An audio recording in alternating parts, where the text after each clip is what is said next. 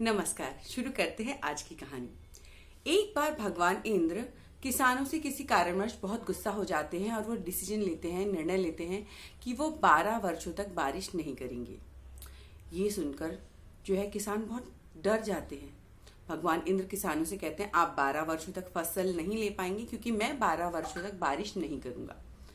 किसान ये सुनकर भगवान के हाथ पैर जोड़ने लगते कि हे भगवान, ऐसा मत करिए, हमारे साथ हमारा क्या होगा। इस पर इंद्र भगवान कहते हैं कि ठीक है, मैं एक शर्त पर बारिश कर सकता हूँ कि अगर भगवान शिव अपना डमरू बजा दे तो। भगवान शिव अगर अपना डमरू बजा देते हैं तो मैं बारिश कर दूंगा।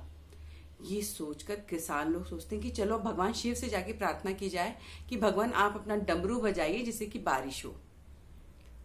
तो जब किसान भगवान शिव से मिलने जाते रहते हैं तो भगवान इंद्र उन किसानों से पहले भगवान शिव के पास पहुंचकर भगवान शिव से प्रार्थना करते हैं कि हे भगवान, जब किसान आएंगे तो आप उनसे सहमत मत होना।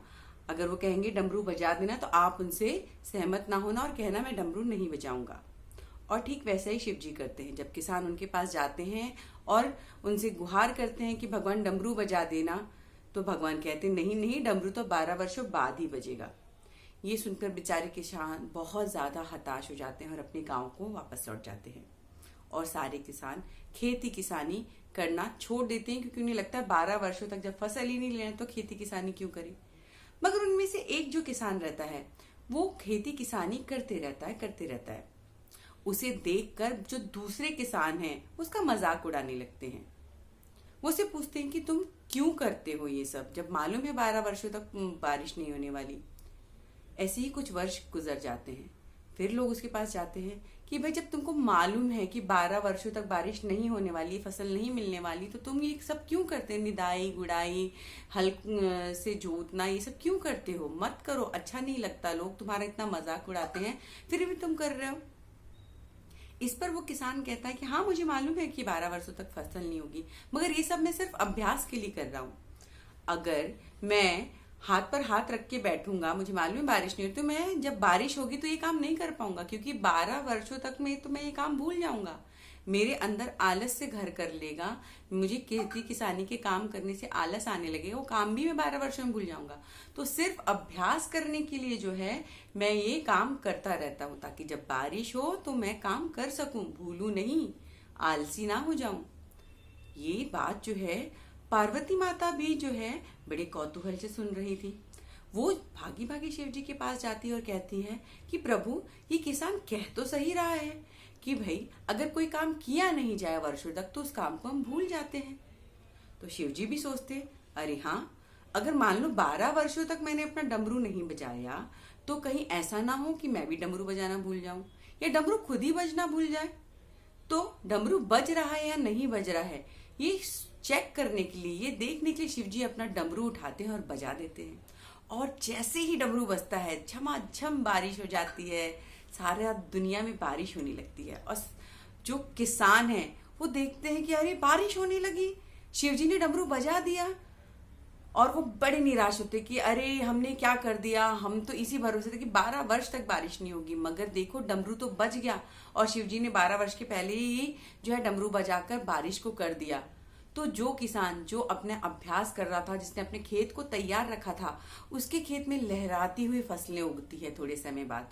और जो बाकी दूसरे किसान जिन्होंने हाथ पर हाथ धरे बैठे रहे, कुछ नहीं किया इन वर्षों में, तो उनके खेत बंजर पड़े रहते हैं। तो देखा आपने किस तरह अभ्यास करने पर जब कोई परिस्थिति आती है हम उसके लिए तैयार रहते हैं। हमेशा चुनौतियों का सामना करने के लिए हमें हमारे जीवन में तैयार रहना चाहिए। पता नहीं कब शिव जी का डमरू बज जाए, कब चुनौतियां जो है हमारी वो अवसरों में बदल जाए, ये हमें पता नहीं होता। और जो है कहते हैं ना कि करत करत अभ्यास के जड़मती होत सुजान, रसरी आवत जात ही सिल पर होत निशान। मतलब एक कमजोर सी रस्सी एक चट्टान पर भी अपने आ जाकर उसमें अपने जो है निशान छोड़ देती है। उस पत्थर को भी जो है उसे अपने निशान बना देती है। जिस जगह से वो बार बार गुजरती है, पत्थर की उस जगह रस्सी के निशान पड़ जाते हैं। तो इसी तरह अभ्यास करना कभी मत छोड़िए। आज कोरोना है, कल नहीं रहेगा। और जब कल ये कोरोना नहीं रहेगा तो आपको कहीं पछतावा ना हो कि जो समय मिला था उसका हमने उपयोग नहीं किया। तो ये जो समय है, मुश्किल कठिन जो समय है जो हम अभी घर पर काट रहे हैं, इसमें अपने आप को अपग्रेड करते रहिए, अभ्यास करते रहिए, देखते रहिए कि आपकी बिजनेस में, आपकी पढ़ाई में, आपके व्यवसाय में, आपकी नौकरी में आप और अच्छा कैसे कर सकते हैं। क्या जब अवसर आएगा क्या आप उसके लिए तैयार रहेंगे? क्या कोई ऐसी नीति अगर आ जाती है कि सरकार बोलती है इस तरह से बिजनेस करें, तो क्या आप उसके लिए तैयार रहेंगे? अपने आप को अपग्रेड करते रहिए, अभ्यास करते रहिए, अपनी वैल्यू एडिशन करते रहिए अपनी लाइफ में। इस समय को जो है वेस्ट तो सारी दुनिया कर रही है, तो इस समय को वेस्ट ना करते हुए इस समय का सदुपयोग करिए, ताकि जब समय हमें अवसर देगा तो हम उस अवसर के लिए तैयार रहें। इसी तरह हमें लोगों के जो मदद करने के लिए भी हमेशा तैयार रहना चाहिए, क्योंकि पता नहीं किसको कब हमारी जरूरत पड़ जाए। तो हमेशा हमें लोगों की मदद करते रहते हुए जो है अभ्यासरत रहना चाहिए, ताकि हमें मदद करने का भी अभ्यास रहे और जो है हम दूसरों की मदद कर पाए। तो वक्त बुरा है, बीत जरूर जाएगा। हमारी तैयारी हमारे भविष्य को निर्धारित करेगी। तो वक्त गंवाए नहीं, वक्त का सदुपयोग करें और करने अभ्यास वही जो आपकी लाइफ में कुछ वैल्यू एडिशन करे। नमस्कार।